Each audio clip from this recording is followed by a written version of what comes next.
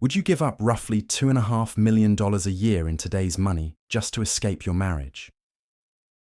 Margaret Astor did exactly that, because when it came to freedom, no amount of marble palaces could compensate for a husband who threatened to have you declared insane.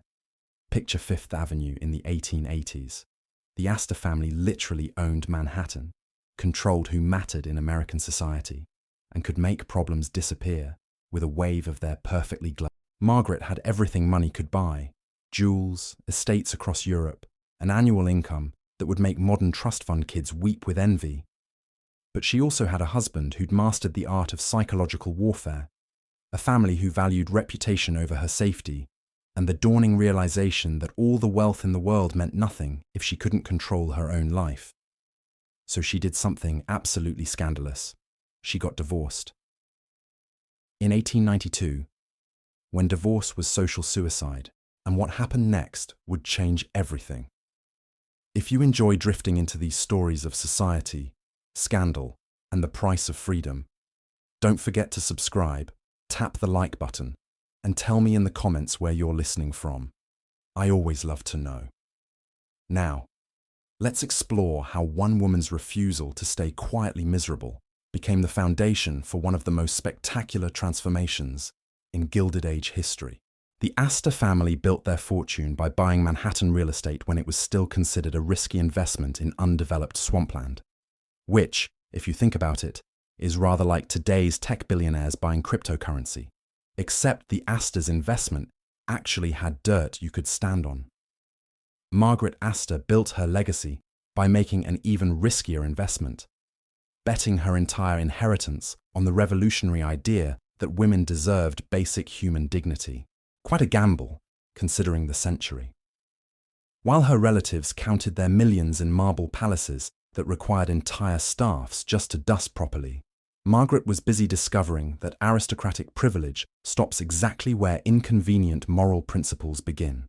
The same family that had conquered American high society through strategic marriages and calculated social climbing, a process not unlike modern influencer networking, but with fewer hashtags and more actual strategy, couldn't understand why she refused to stay quietly miserable for their benefit. Margaret's rebellion against dynastic expectations triggered a family civil war that would have made medieval royal courts seem civilized by comparison. At least medieval families had the decency to poison each other quickly. Her relatives wielded their considerable influence like weapons specifically designed to destroy anyone who threatened their carefully constructed social empire, deploying the 19th century equivalent of cancel culture with devastating efficiency. Tonight, we explore how one woman's refusal to be a decorative family asset became the foundation for building something far more valuable than inherited wealth. It's a story about what happens when you realize that family approval isn't worth the price of your soul, and that sometimes the best inheritance is the one you build yourself after they've kicked you out of theirs.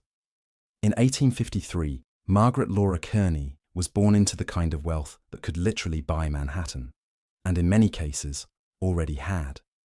Her maternal grandfather, William Backhouse Astor Sr., had transformed John Jacob Astor's fur trading fortune into a real estate empire that dominated New York City like a benevolent landlord who was neither particularly benevolent nor particularly interested in being anything other than a landlord.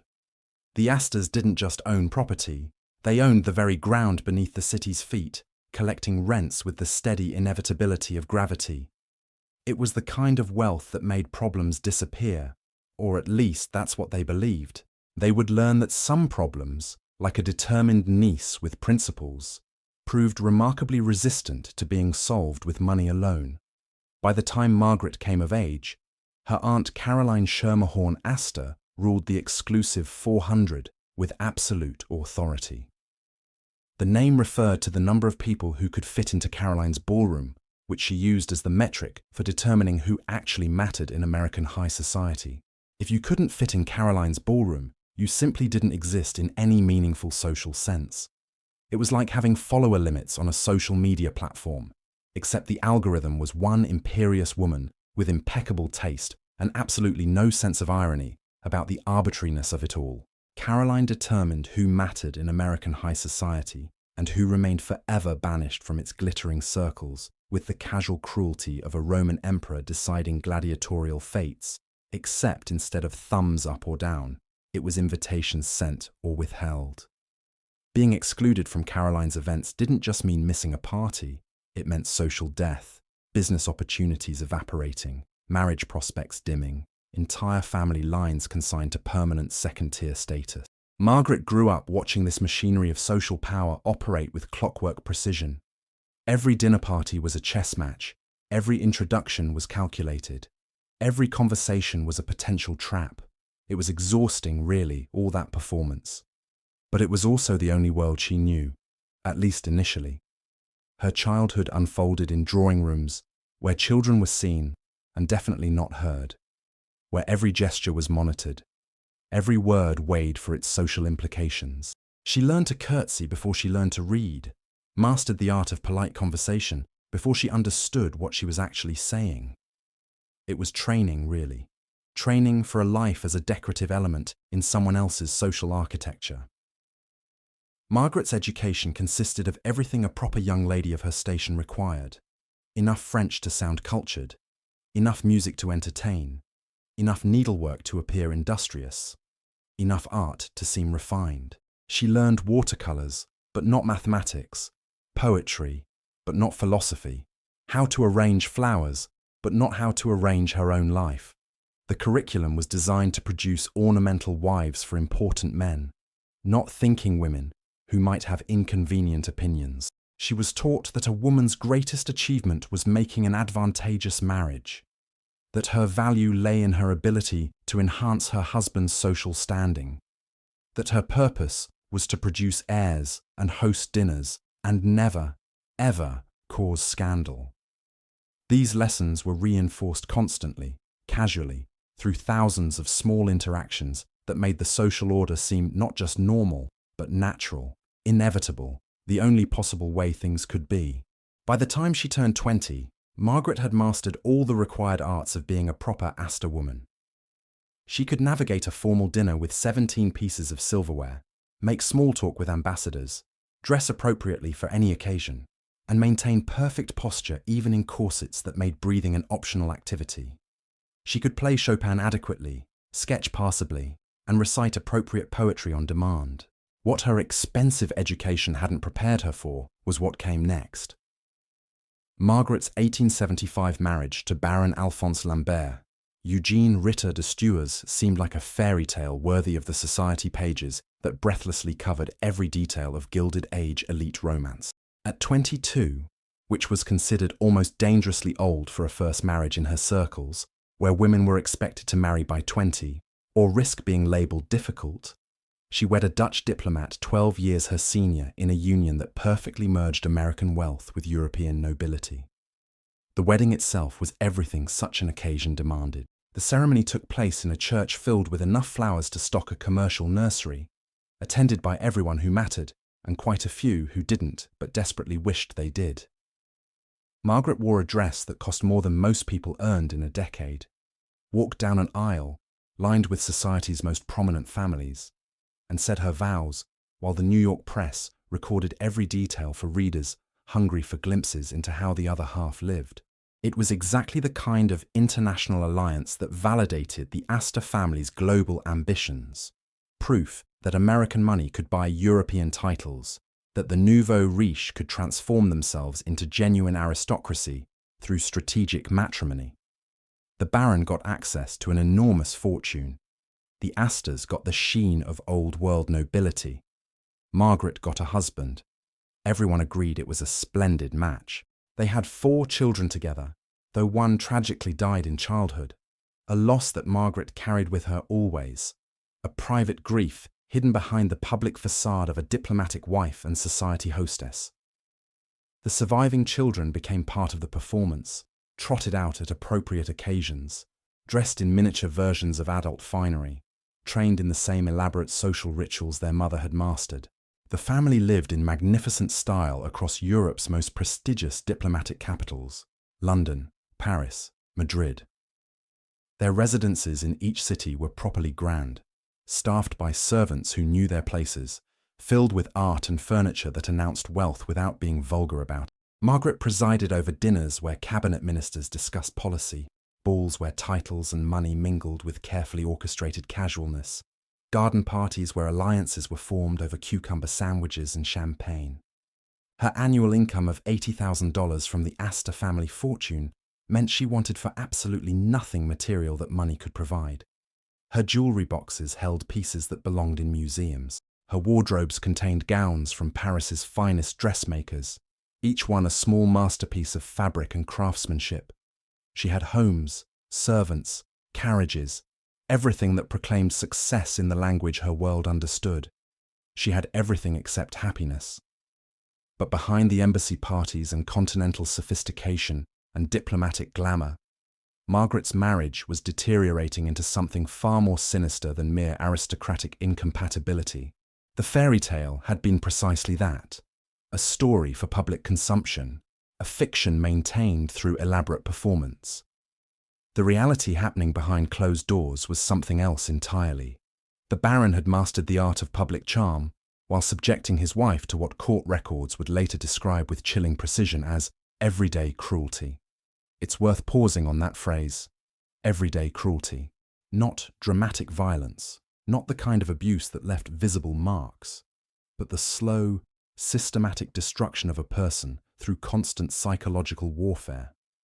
When not performing for society's benefit at glittering receptions and state dinners, where he played the role of devoted husband with award-worthy conviction, he systematically terrorized Margaret with threats that chilled her to the very bone.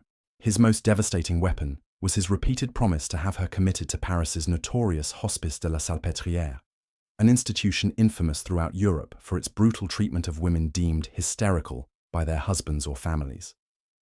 The Salpêtrière was where inconvenient women disappeared. Women who complained too much, who had opinions, who wanted control over their own lives, who failed to be sufficiently grateful for their gilded cages. Once a woman was committed there, she ceased to exist in any meaningful legal sense. Her property controlled by her husband, her children taken away, her very sanity a matter of official record as permanently compromised. It was the ultimate threat, and the Baron wielded it with precision. For 17 grueling years. 17 years, which is longer than many people spend in formal education, longer than it takes to go from birth to college, an entire childhood's worth of time. Margaret performed the ultimate acting role of her life, the perfect, beautiful, aristocratic wife who smiled through every public appearance while secretly fearing for her sanity, her freedom, her very survival. She graciously hosted European nobility at elaborate dinner parties, making conversation sparkle, ensuring every guest felt attended to, managing the complex choreography of diplomatic entertaining. She wore the right clothes, said the right things, laughed at the right moments. She was, by all external measures, exactly what she was supposed to be. Inside, she was dying by inches. She maintained the flawless facade that her family's sterling reputation demanded, all while her husband plotted against her inheritance and threatened to have her declared mentally unstable. The irony was cruel. She had to maintain perfect sanity and perfect performance to avoid being labelled insane. But the stress of that constant performance was itself maddening. Imagine spending 17 years never being able to relax, never being able to express genuine emotion, never being able to say what you actually think. Imagine every conversation as a minefield, every interaction a potential trap. Imagine loving your children, but knowing they could be taken away at any moment if you stepped wrong, said too much, showed too much spirit. That was Margaret's daily reality. The Baron's threats weren't idle posturing, weren't the tantrums of a difficult husband. Commitment to an asylum could legally strip her of everything she held dear: custody of her children, control of her substantial fortune, her freedom, her identity, her very self. Women who were committed rarely came out again. If they did emerge, they were broken, stripped of legal rights, forever marked as having been insane. Margaret's vast wealth came with invisible chains forged from family expectations and social obligations that bound her more tightly than any prison walls. In some ways, poverty might have offered more freedom. a poor woman could leave her husband and disappear into the anonymity of the working class. Margaret's wealth made her visible, traceable, subject to the family's surveillance and control. Challenging her husband's authority could jeopardize not just her annual income, but her entire standing within the Astor dynasty that had shaped American high society for generations. The family's support wasn't unconditional. It came with strings attached, with expectations, with the understanding that you upheld the family's interests above your own. By 1889, after 14 years of this exquisite torture, she had reached her absolute breaking point and made her first desperate, carefully planned attempt to escape her gilded prison. She packed what she could, made arrangements she thought were secret, planned what she believed was a clean escape. She was about to discover that even being born into America's most powerful and influential family offered no protection whatsoever when she dared to challenge the rigid social order they had created and maintained. In fact, being an Astor made it worse, because the family had so much more to lose, and therefore so much more reason to crush any rebellion. Her first desperate bid for freedom would reveal just how ruthlessly the Astor family protected their reputation and teach her that escape would require far more cunning than she had ever imagined. She thought she was fighting her husband. She was about to discover she was fighting her entire family. Margaret's first escape attempt in 1889 lasted exactly as long as it took for the shocking news to reach her Aunt Caroline's perfectly appointed Fifth Avenue mansion, which is to say, not long at all. The Astor Information Network functioned with impressive efficiency, a 19th-century version of surveillance technology powered by servants, society reporters, and family members who understood that loyalty meant reporting anything irregular. The Mrs. Astor, undisputed queen of New York society and supreme architect of the exclusive 400, descended upon the situation with the swift efficiency of a seasoned general, crushing a peasant rebellion before it could spread. Caroline didn't do anything slowly or with half measures. When she moved decisively, and what she decided had the force of law in their world. Caroline personally forced Margaret back to Paris and her abusive husband, making it crystal clear through both words and actions that family reputation would always trump a niece's desperate pleas for help or freedom. The conversation, one imagines, was brief and decisive. There would have been no room for Margaret to explain, to plead her case, to detail the years of psychological torture. Caroline wasn't interested in explanations. She was interested in compliance. The message rang through every marble corridor and gilded drawing room of the various Astor mansions, carried by whispers and significant glances and pointed remarks. Divorce was absolutely not an option under any circumstances whatsoever. Divorce meant scandal. Scandal meant a diminishment of the family's carefully cultivated prestige. A diminishment of prestige meant everything the Astors had built could crumble. Better one woman's suffering than the family's fall from grace. It's worth understanding what divorce meant in 1889. It wasn't just ending a marriage. It was social suicide, permanent ostracism, a scarlet letter you wore for life. Divorced women weren't received in polite society, couldn't attend the same events, couldn't make the same matches for their children. They became invisible, non-persons who had violated the fundamental social contract by admitting their marriages had failed. The irony, of course, was that everyone knew many aristocratic marriages were miserable. Unhappiness was expected, accommodated, worked around. Men kept mistresses. Women took lovers, discreetly. Couples lived separate lives under the same roof. These arrangements were perfectly acceptable as long as appearances were maintained. What wasn't acceptable was admitting the failure publicly. What wasn't acceptable was divorce. So Margaret was sent back to her husband, back to the threats and the psychological warfare and the careful performance of marital contentment. She returned to Paris and resumed her role, and from the outside, it appeared the rebellion had been neatly crushed. Caroline had maintained order. The family's reputation remained intact. Everything had returned to normal. But Margaret had inherited far more than just money and social position from her illustrious lineage. She possessed the same cunning intelligence and ruthless determination that had originally built the entire Astor empire from nothing.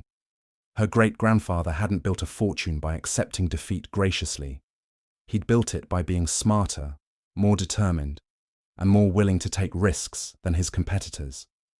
Margaret had inherited those traits, and she was done being a good girl who followed the rules. Her compliance after that first failed escape was a performance, just like everything else in her life had become.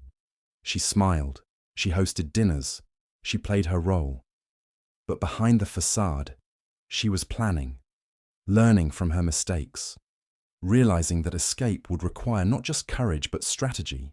When her uncle John Jacob Astor innocently showed her scenic photographs of a thriving frontier city called Sioux Falls, South Dakota, during one of those interminable family gatherings where conversation moved like molasses and everyone pretended to care about everyone else's tedious accomplishments, he unknowingly handed her the skeleton key to the freedom she so desperately craved. John Jacob probably thought he was making small talk, filling awkward silence with travel anecdotes and observations about America's expanding frontier. The Astors were always interested in development, in new markets, in where the next profitable investments might be found. Sioux Falls represented American expansion, manifest destiny, all those grand concepts that justified taking land and building cities. What he probably didn't mention during their casual conversation, because it wasn't the sort of thing one discussed in polite company, was that this picturesque prairie town had earned a scandalous reputation among the desperate wives of America's elite social circles. Sioux Falls had become known in whispered conversations as a mecca for the mismated, a place where unhappy marriages could be legally dissolved with surprising ease and remarkable speed. It was the Reno of its era, the place wealthy women fled when their marriages became unbearable, except without the gambling and showgirls, replaced instead with prairie grass and a surprisingly liberal interpretation of divorce law. South Dakota's revolutionary divorce laws required only 90 days of residency and accepted grounds for dissolution that would be laughed out of courts in New York, Boston, or any other respectable eastern city. You didn't need to prove adultery or extreme cruelty or abandonment. You just needed to establish residency and claim incompatibility. 3 months of residency, and you could be free. By 1891, Margaret had orchestrated her escape plan with the meticulous precision and careful attention to detail of a military operation designed to succeed against overwhelming odds. She'd learned from her first failed attempt. This time, she wouldn't run blindly. This time, she'd use the law itself as her weapon. She would travel to Sioux Falls accompanied by her supposed chaperone, William Elliot, who was actually her devoted lover, though that particular detail wouldn't become public knowledge until later, and her faithful dog Tweedles, establishing legal residency while the rest of polite society remained blissfully unaware of her true intentions. The presence of Tweedles in this story is worth noting. In the grand drama of family betrayal and legal warfare, Margaret made sure her dog came with her. It's a small detail, but it speaks to what mattered to her: loyalty, companionship, the kind of uncomplicated affection that dogs offer, and families apparently don't. She'd arranged everything carefully. She had money sent ahead, secured accommodations, planned her route to minimize the chances of being intercepted before she reached South Dakota. She'd learned to keep her plans secret, to trust no one in the family, to understand that information was a weapon that would be used against her.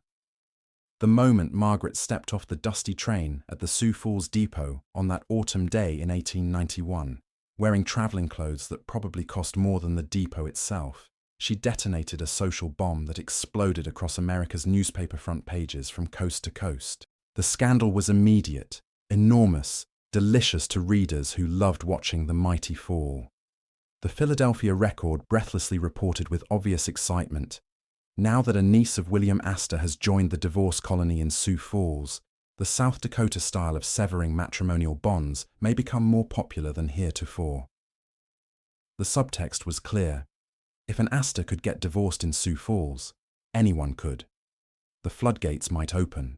Suddenly, this remote frontier outpost that had previously been known primarily for its waterfalls and proximity to absolutely nothing of social importance, found itself hosting genuine American royalty in pursuit of something that all their millions couldn't buy back east: legal freedom from the bonds of marriage.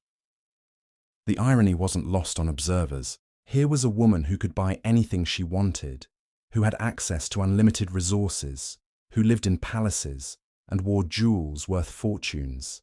And what she wanted most was something money couldn't simply purchase: her freedom. You couldn't buy divorce in New York, you couldn't buy it in Paris, but in Sioux Falls, South Dakota, you could. Margaret took up residence at the comfortable Cataract House Hotel, comfortable being a relative term, as it was undoubtedly far less luxurious than any of her usual residences, but clean and respectable enough for a woman of her station. She settled in for her mandatory 90-day waiting period, while newspapers tracked her every movement with the intensity of modern paparazzi following a celebrity scandal. Every time she left the hotel, it was news. What she wore, where she went, who she spoke to, all of it reported breathlessly in papers across the country. America couldn't get enough of the spectacle of an Astor seeking divorce in prairie obscurity. She attempted to integrate herself into the local community and society, which must have been a surreal experience for everyone involved. Imagine being a resident of Sioux Falls and suddenly having actual aristocracy in your midst, shopping at your stores, attending your church, walking your streets. It was like having a celebrity drop into a small town, except the celebrity was running away from her life, rather than promoting a film. She even generously donated 3 elaborate stained glass windows to the prestigious St. Augusta Episcopal Church as a gesture of goodwill and religious devotion. It was a smart political move, showing that she wasn't just passing through, that she respected the community, that she deserved to be accepted as a temporary resident rather than viewed as a scandalous interloper using their laws for her convenience. The generous gesture backfired spectacularly when Bishop William Hobart Hare, a man who had gladly accepted substantial Astor family philanthropy for years, who had probably dined at Astor tables and enjoyed Astor patronage and never questioned where that money came from, publicly condemned her presence in his city as fundamentally immoral and corrupting. The hypocrisy was breathtaking. Astor money was perfectly acceptable when it came as donations to build churches and fund charities. But an Astor woman seeking divorce? Immoral, corrupting, a threat to public decency. Bishop Hare's denunciation stung, particularly because it revealed something Margaret was learning. Being an Astor meant something different when you were breaking the rules versus following them. The family name that had opened every door could also close them, could be used against her as evidence of her particularly egregious betrayal of her station. As her scheduled February 1892 trial date approached with inexorable certainty, Margaret braced herself for a legal battle that would expose her most private torment to merciless public scrutiny and judgment. She expected her vindictive husband to fight dirty, using every legal trick available to him and his expensive attorneys. She expected the sensation-hungry press to sensationalize every sordid detail, turning her suffering into entertainment for breakfast table reading. She expected proper society to judge her harshly for her unprecedented actions, to use her as a cautionary tale about what happens to women who step out of line. What she didn't anticipate, what she couldn't have anticipated, because it was so cruel as to be almost unimaginable, was that the courtroom would become the stage for a family betrayal so shocking it would make headlines across the nation, and that her own blood would deliver the cruelest blow of all. The devastating family treachery Margaret never saw coming unfolded when her divorce trial in February 1892 transformed an ordinary Sioux Falls courtroom into the most scandalous and closely watched theatre in all of America. It was the 19th century equivalent of a televised trial, except instead of cameras, there were reporters scribbling furiously in notebooks, ready to telegraph every dramatic revelation to papers across the continent. Unlike the typical divorce proceedings in this frontier town, where defendants simply failed to appear because the long journey from wherever they actually lived wasn't worth the trouble, and cases proceeded by default in blessed, boring efficiency, Baron de Stewers mounted an aggressive and vigorous defense through his expensive legal team.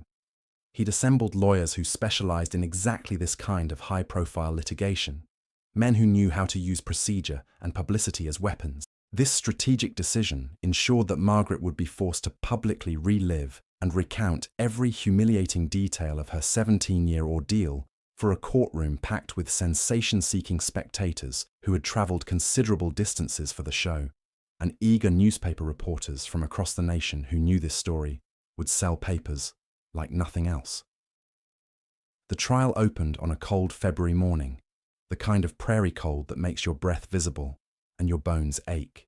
Margaret entered the courtroom dressed appropriately, not too lavishly, which would seem tone-deaf, but not too plain, which would suggest defeat.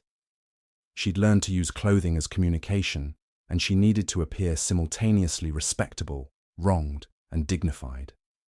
Her testimony painted a devastating and heart-wrenching portrait of sophisticated psychological warfare disguised as respectable, aristocratic marriage between refined European nobility. She spoke clearly, without dramatic emotion that could be dismissed as hysteria, presenting facts in the measured tones of someone who had thought very carefully about how to be believed.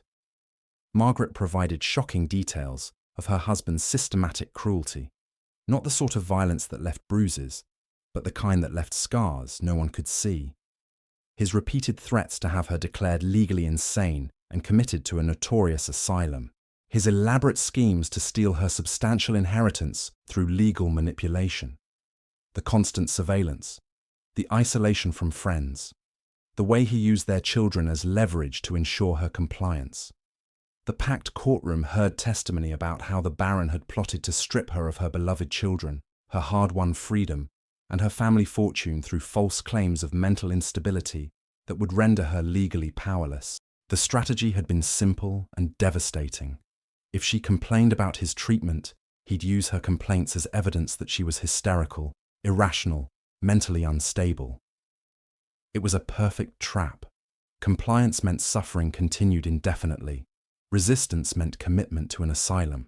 Even the jaded residents of Sioux Falls, who had witnessed plenty of dramatic marital discord and scandalous divorce proceedings over the years, who thought they'd heard everything, found themselves genuinely moved by her account of sustained psychological abuse.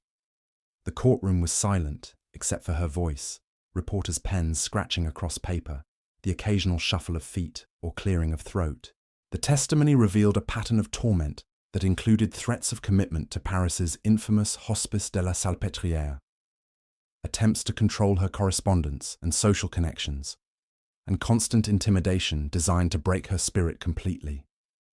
He'd read her letters before they were sent, monitored her conversations, isolated her from anyone who might support her, created a world where she was utterly alone and utterly powerless.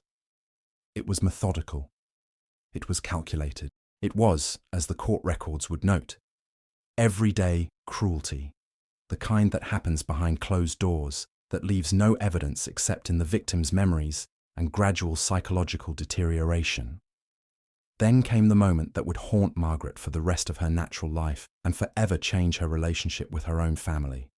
The moment that transformed a difficult divorce trial into something far more personally devastating. Her own brother, Arthur Astor, took the witness stand in the crowded courtroom, but he appeared for the defense, not to support his sister's desperate plea for freedom.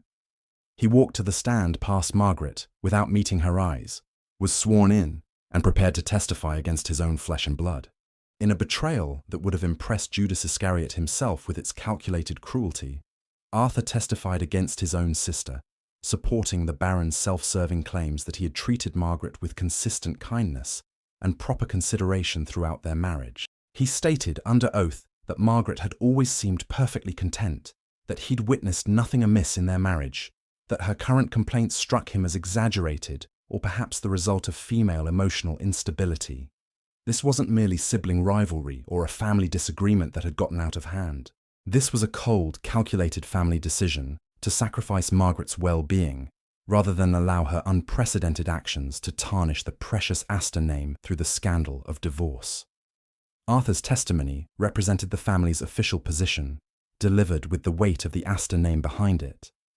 They would rather see Margaret destroyed in court, rather see her declared a hysterical liar, than risk their social standing by supporting her quest for freedom from an abusive marriage. The math was simple in their minds. One woman's suffering versus the family's reputation. The reputation won. It always won. Margaret sat in that courtroom listening to her brother, with whom she'd grown up, who'd known her since childhood, who'd seen her transform from a girl into a woman, into a wife, into this brittle, terrified version of herself, calmly tell a court of law that she was lying, that her suffering was invented, that she was unreliable, emotional, unstable.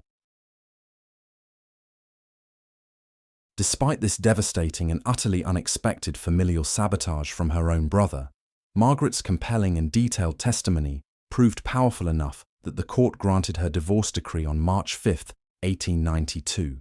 The judge had seen enough of these cases to recognize the truth when he heard it, and Margaret's account had the ring of authenticity that no amount of expensive legal maneuvering could disguise. After 17 long years of systematic abuse and 2 grueling years of legal warfare against both her husband and her own family, she was finally legally free from the bonds that had imprisoned her. The decree was simple, legal language that fundamentally transformed her status. She was no longer the Baroness de Stuars. She was Margaret Astor Kearney again, a woman in control of her own life. Any reasonable person might have quietly celebrated this hard-won victory, perhaps taken a long and restorative European tour to recover from the ordeal, or simply enjoyed the unprecedented experience of being legally liberated from her tormentor without fanfare or further scandal. Margaret, however, had never been accused of being particularly reasonable or conventional in her approach to life's challenges. On March 7, 1892, a mere 2 days after receiving her official divorce decree from the court, before the ink was fully dry on the legal documents, she married William Elliott Zaborowski in what had to be the fastest divorce-to-remarriage turnaround in American legal and social history. 2 days. She waited exactly 2 days. The lightning speed of this romantic union provided her numerous critics and enemies with all the ammunition they needed to paint her as a calculating adulteress who had orchestrated the entire elaborate scheme from the very beginning, who had never really been abused at all, but had simply wanted to trade one husband for another, and used Sioux Falls' permissive laws to do it. The narrative wrote itself in the scandal sheets. Scheming woman manipulates sympathetic frontier judge, abandons aristocratic husband for lover, proves that divorce laws are too lenient and women can't be trusted with such freedoms. It was perfect fodder for those who'd opposed liberal divorce laws all along. But Margaret had achieved something far more valuable than social acceptance or family approval, or the good opinion of newspaper editorial boards. She had secured her freedom, retained control of her fortune. The Baron's attempts to steal her inheritance had failed, and found a husband who actually treated her with the respect and kindness she had been denied for nearly 2 decades. William Elliott Zaborowski, it's worth noting, was a racing enthusiast, a man of action rather than diplomatic calculation. Where the Baron had been all smooth social performance hiding cruelty, Elliott was genuine, straightforward, someone who said what he meant and meant what he said. After 17 years of psychological warfare, Margaret had chosen someone whose love was uncomplicated, honest, real. The burning question now was whether the powerful Astor family would be satisfied with their brutal public humiliation of her, having their brother testify against her in open court, making their position clear, or if they were prepared to make their complete rejection even more definitive and financially devastating. The answer wouldn't be long in coming. The Astor family's answer came swiftly and decisively, with the kind of unified front they typically reserved for business negotiations or political maneuvering. Margaret and Elliott Zaborowski found themselves banished from American high society, like characters from a moral cautionary tale designed to teach other women what happened to those who stepped out of line. The banishment was absolute, thorough, ruthlessly enforced. Doors that had always been open slammed shut. Invitations stopped arriving. Former friends crossed streets to avoid speaking to her. They faced a stark and uncompromising choice that would determine the rest of their lives together. They could either remain in New York and live as permanent social lepers, forever excluded from the circles they had once dominated, watching from the outside as life continued without them, or they could reinvent themselves entirely across the Atlantic Ocean in more forgiving European society. The first option meant slow death by 1,000 cuts. Every social event they couldn't attend, every cold shoulder, every whispered comment just loud enough to overhear, it would grind them down eventually, turn their daily lives into constant reminders of their outsider status. They chose exile without hesitation, relocating to England, where divorce carried significantly less social stigma. The British aristocracy had been practicing what might kindly be called creative matrimonial arrangements for centuries. And where a count and countess, Elliot had acquired a title somewhere along the way, as wealthy Europeans tended to do, could still command considerable respect among those blissfully unfamiliar with their scandalous. England offered something America couldn't: the possibility of reinvention.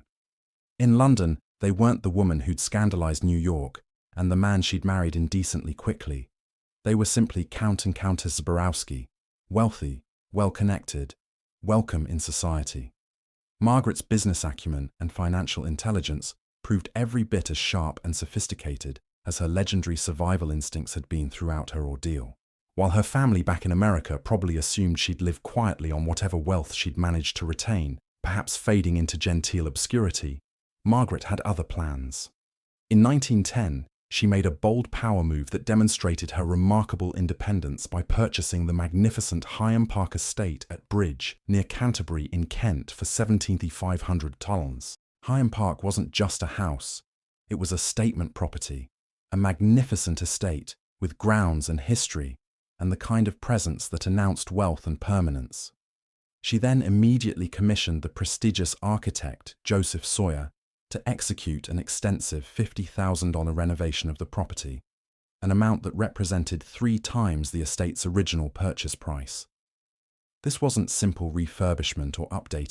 This was a transformation, creating something spectacular from something merely grand. The renovations were extensive, elaborate, designed to create a country house that would rival anything owned by the British aristocracy or American millionaires. She had the latest modern conveniences installed: proper plumbing, electrical lighting, heating systems that actually worked. She commissioned beautiful landscaping, created gardens that would be the envy of the county, built stables and outbuildings that were works of art in themselves. This wasn't merely buying another house to live in comfortably.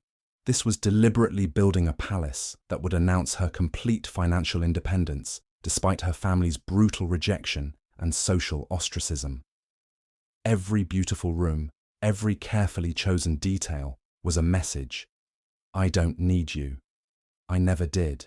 The most delicious irony of her situation became increasingly apparent as the years passed, and Margaret's financial operations became more visible and more impressive. Despite being utterly ostracized by her own family, despite Arthur's courtroom testimony and Caroline's forcing her back to Paris and the complete social exile they'd imposed, Margaret had clearly retained control of substantial Astor wealth through her own shrewd maneuvering. The family had tried to punish her by rejection, but they'd failed to cut her off financially, which was really the only punishment that would have mattered in practical terms. Her sophisticated financial operations included commissioning a 5-story building at 206 9th Avenue in New York City in 1899, proving she maintained both valuable American real estate investments and the necessary business connections to manage them effectively from abroad. She had lawyers, managers, agents working on her behalf, maintaining and expanding her property portfolio while she lived across the ocean. The building on 9th Avenue was no small project. 5 stories of commercial space in Manhattan, generating rental income that flowed steadily into her accounts.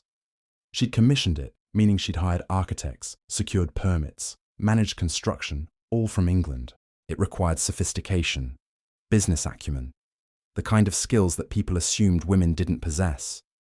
The family that had so dramatically disowned her, that had sent her brother to testify against her in court, that had closed every social door in America, they had completely failed to cut off her access to the fortune that continued to fund her increasingly fabulous and comfortable exile.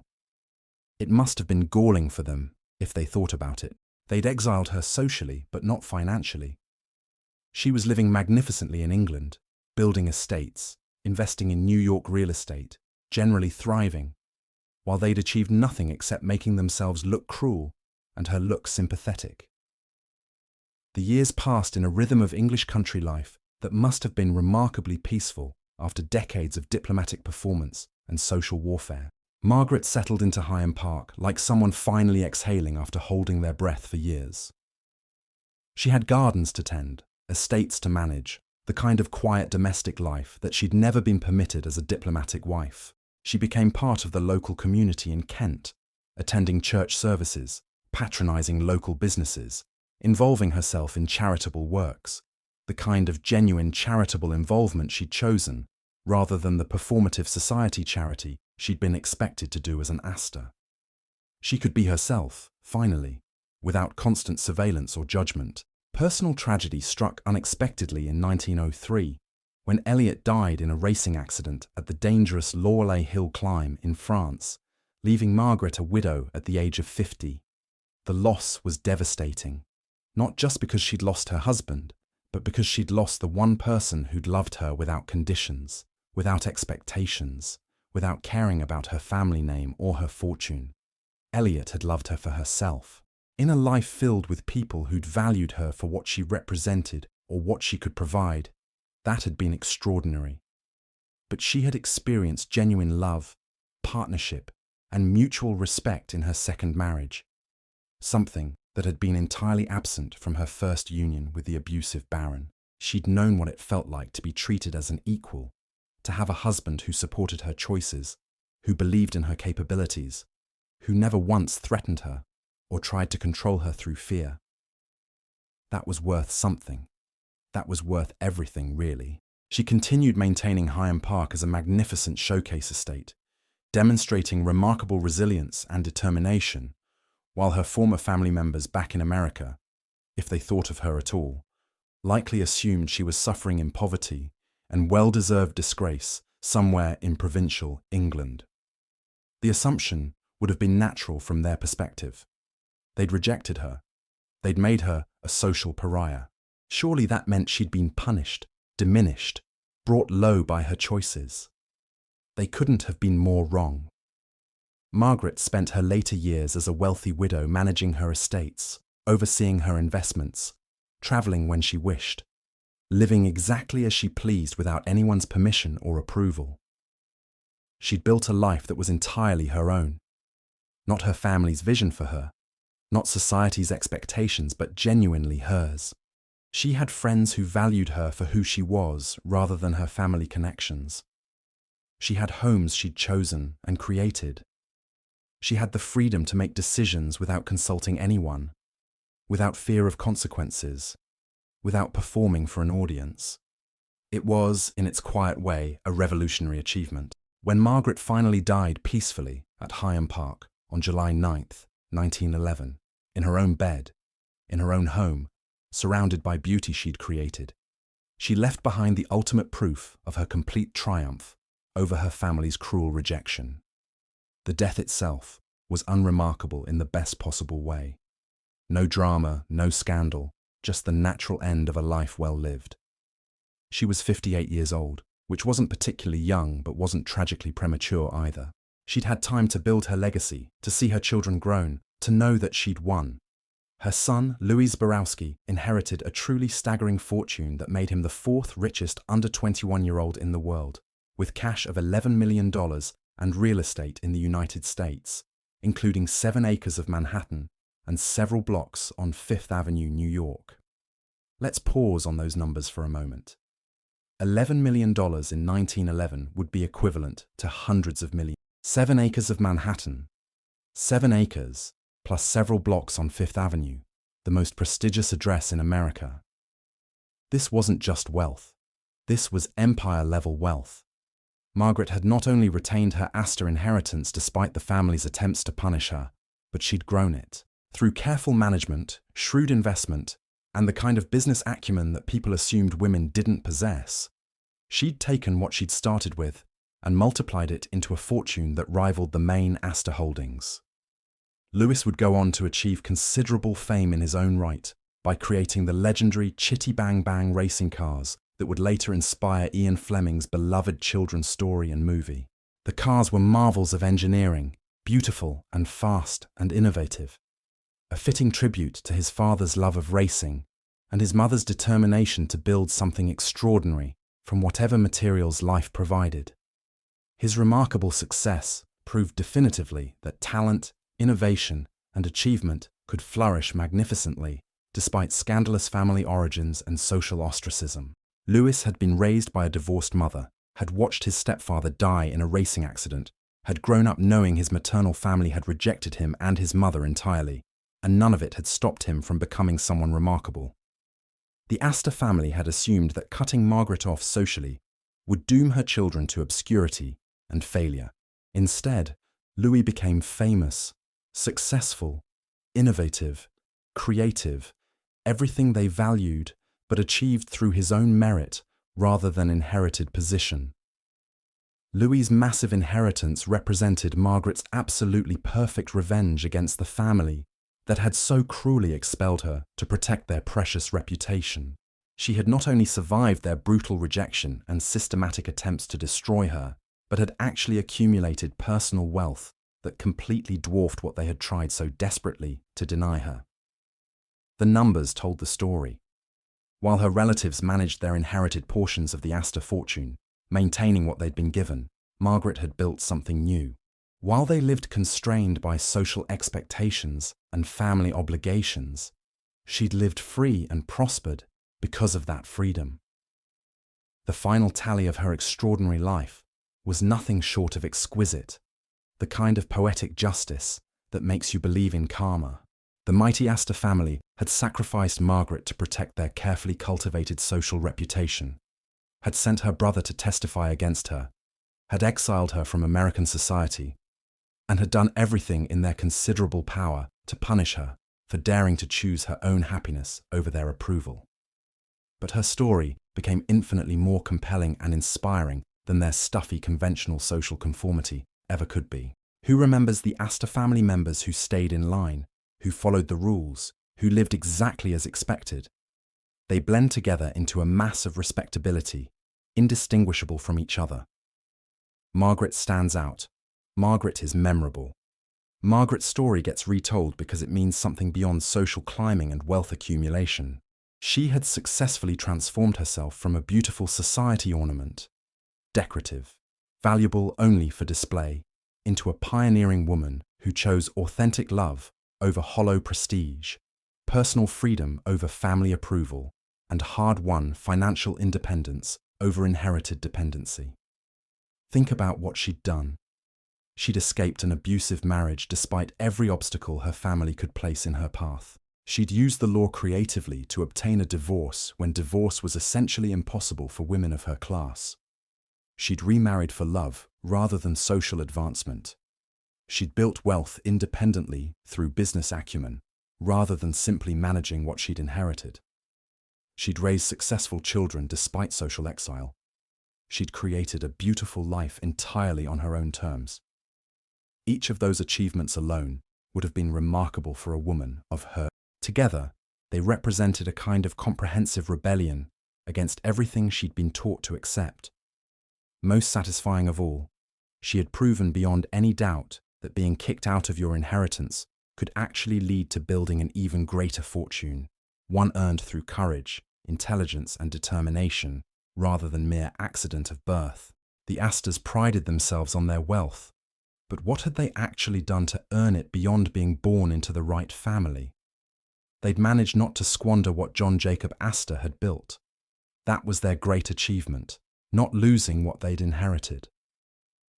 Margaret had taken what was hers, despite their attempts to control her through it, and had built something more, not just financially, though the financial success was sweet vindication, but in terms of life lived, freedom achieved, authenticity honored.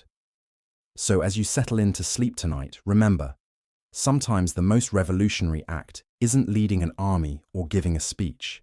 It's simply refusing to stay where you're not valued.